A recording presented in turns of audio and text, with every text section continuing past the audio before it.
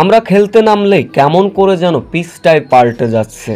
Bowling pitch হয়ে যাচ্ছে batting pitch.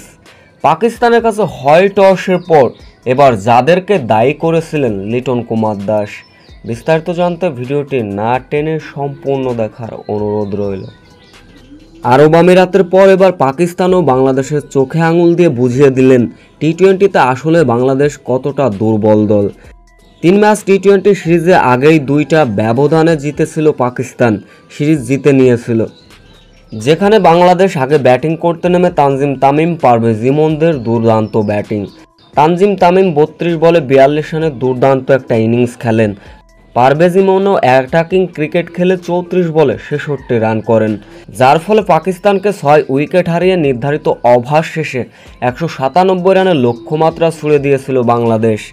এই রান তাড়া করতে নেমে অবশ্য শুরুতে উইকেটের দেখা পেয়েছিল বাংলাদেশ।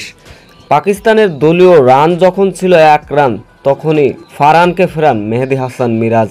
এরপরে দুর্দান্ত ব্যাটিং করলেন সাইম আয়ুব এবং মোহাম্মদ হারিস রূপ। মোহাম্মদ হারিস রূপ তো তুলে নিয়েছিলেন দুর্দান্ত এক সেঞ্চুরি।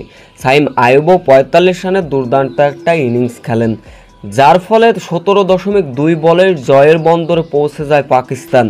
বাংলাদেশকে 7 উইকেটের বড় ব্যবধানে হারালো পাকিস্তান, যার ফলে 3 ম্যাচ টি-20 সিরিজে বাংলাদেশকে হয় টস করলো পাক বাহিনী।